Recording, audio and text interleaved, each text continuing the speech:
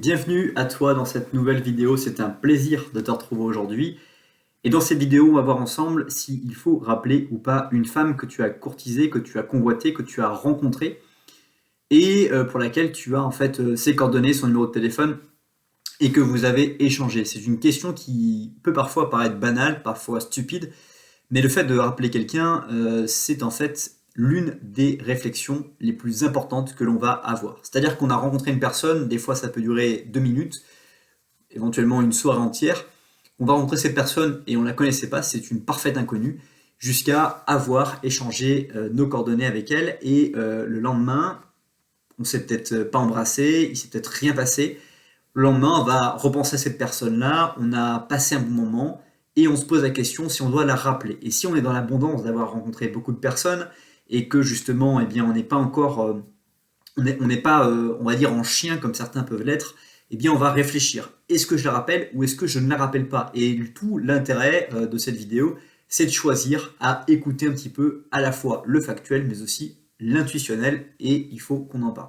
Donc d'abord, il y a le factuel. Le factuel, c'est quelque chose qui est toujours explicable et qui va te permettre de savoir si oui ou non tu dois la rappeler. C'est vraiment est-ce qu'elle a eu envie que tu prennes son numéro de téléphone et que vous échangez vos coordonnées, ou est-ce qu'elle n'était pas très intéressée, elle l'a juste fait par courtoisie?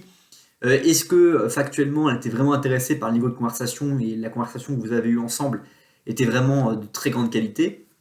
Tous ces éléments factuels vont permettre de déjà identifier si elle a caché son jeu. Donc tu peux te dire éventuellement elle était en train de jouer, de cacher son jeu, mais elle était intéressée et j'ai tel ou tel élément que j'ai pu savoir, ou si elle a vraiment caché son jeu de te faire croire que tu étais intéressant alors qu'elle ne le considérait pas. Ce qui peut arriver et ça arrive à tout le monde, ça m'arrivait plein de fois également. Et puis il y a ce côté intuition, c'est-à-dire que le lendemain vous allez vous dire je ne sais pas si ça a marché ou je sais si ça va pas marcher. Mais en général, on sait quand ça va pas marcher quelque chose et on ne sait pas quand ça va marcher. Et donc cette simple phrase d'intuition que vous allez avoir va en dire long sur le fait que vous devez la rappeler ou non. Et parfois, vous allez avoir votre côté intuition qui va vous dire je ne sais pas, et vous allez soit décider de la rappeler, soit décider de ne pas la rappeler. Et parfois, le simple fait de ne pas la rappeler fait qu'elle va se mettre à vous courir après.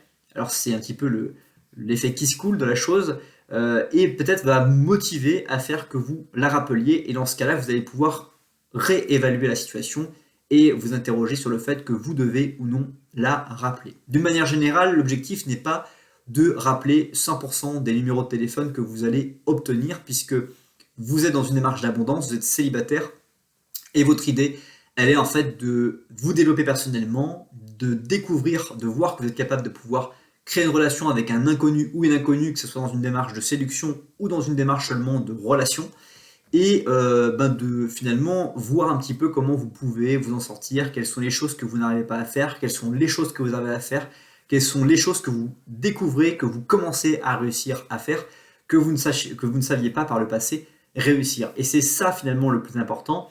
Et l'objectif, in fine, c'est petit à petit de devenir plus intelligent relationnellement parlant et d'avoir cette capacité de pouvoir entrer dans une relation dans laquelle vous avez vraiment envie, vous êtes vraiment séduit et dans laquelle vous avez envie que ça marche parce que vraiment c'est une personne de grande qualité que vous avez rencontrée et que justement vous avez pu développer votre personnalité pour rencontrer cette personne et ne pas uniquement vous développer que pour avoir un certain nombre de personnes qui peut-être n'auront pas toutes les qualités que vous attendez d'une relation à court, moyen ou long terme.